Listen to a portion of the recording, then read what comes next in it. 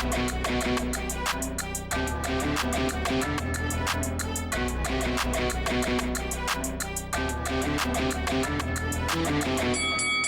guys, welcome to Boxing Squared for boxing news and views from around the internet.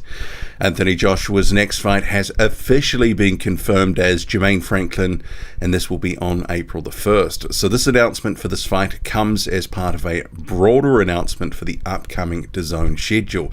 So Matchroom, as you can see here, have listed out the different cards or the headline acts for the next sort of quarter or so. So we won't so much go through that, but I will note actually Johnny Fisher has been confirmed on a card in March that will be headlined by Callum Smith. But in terms of Anthony Joshua, we'll go through this. So former two-time heavyweight champion Anthony Joshua returns to screens to face Jermaine Franklin live from the O2 in London on Saturday, April 1. All fights to be included in $9.99 monthly DAZN subscription, marking the first time in over 8 years that Joshua has not been on pay-per-view. So we'll get down to some of the quotes here. There's some other good news here. So it says Joshua returns to the O2 for the first time since 2016 as he begins life under the tutelage of new head trainer Derek James. So this was obviously something that had been signalled, that James was likely to be the trainer, but now official. So it continues. AJ returns to the scene of his first world title win over Charles Martin to face another American contender, Jermaine Franklin, record 21 and 114 KOs. It notes about his fight with Dillian Whyte, saying that he pushed Whyte all the way in a close points loss at Wembley's OVO Arena last November and is relishing his shot against one of the biggest names in the sport. British megastar Joshua is ready to begin his ascent back to the top of the heavyweight division after suffering back-to-back losses to pound-for-pound great Alexander Usyk in London and Saudi Arabia. So this is going to be the first in Joshua's new 5-year partnership with DAZN to be streamed live, exclusive, and worldwide on the digital sports entertainment platform, which is fast becoming yada yada yada. So what we will do is just get to the quotes here, and then a few thoughts. So Anthony Joshua says, I'm looking forward to stepping back into the ring April 1 at the O2 in London. Mentally and physically, I feel ready. I want to put on a show and impress my coach as he has high standards. Franklin has a good style and a great attitude, which he has shown in recent fights. This will be my first fight broadcast on DAZN in the UK, and it will be globally available on the platform. I want to thank DAZN for supporting both myself and the sport of boxing as a whole. I would like to thank the team at 258 Management and Matchroom Boxing. So then you have Franklin saying, I'm ready to show the world why it's time to take my place at the top of the heavyweight division. Joshua had his time. It's my time to shock the world.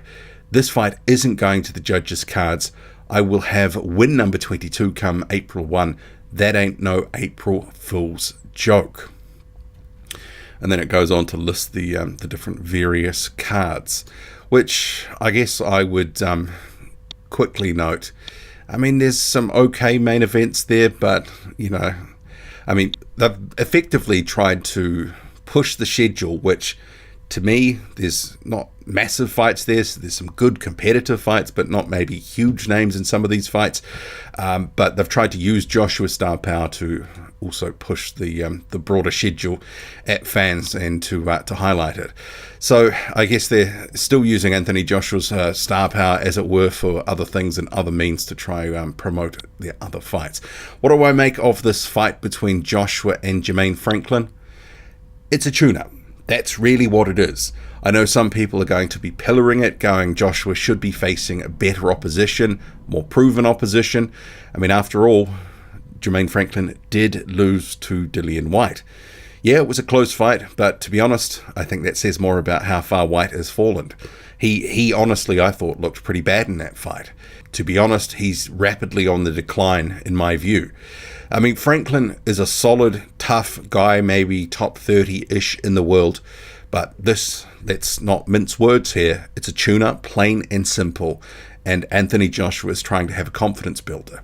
And they've picked Jermaine Franklin because he's not a big puncher, but also he's not going to be a moving target like Alexander Usyk.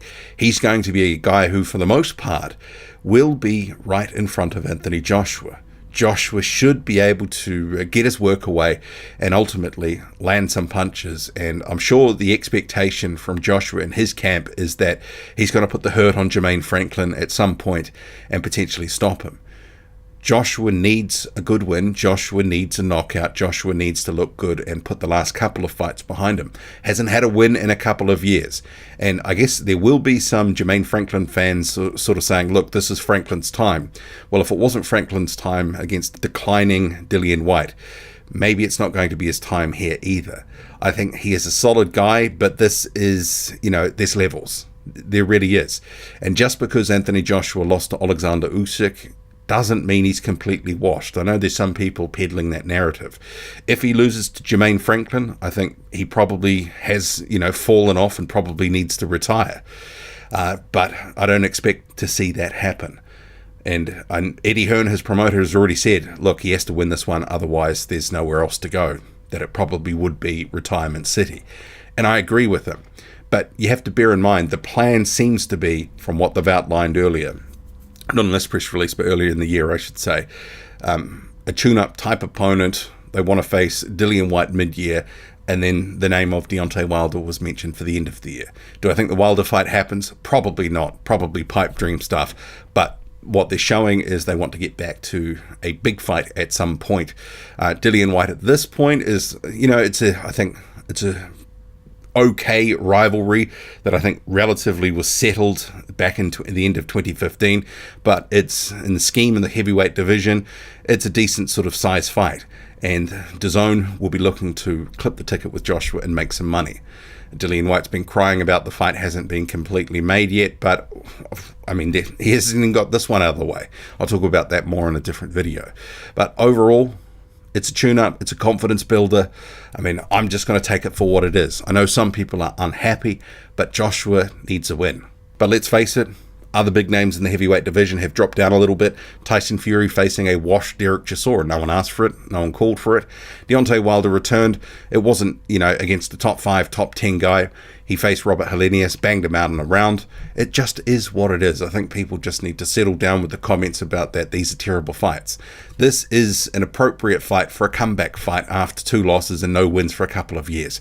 And with a new trainer in Derek James, it's the perfect opportunity to try bed down a few things. I think we'll see maybe the influence of James a little bit, but it's more sort of warming Joshua back into the division. Just take it for what it is. What do you make of it all, and what do you make of the schedule that has been announced by DAZN? Looks a little bit thin to me, but drop a comment, loud and often. Hit like, hit subscribe, follow me on Twitter, boxing_squared. I'm out.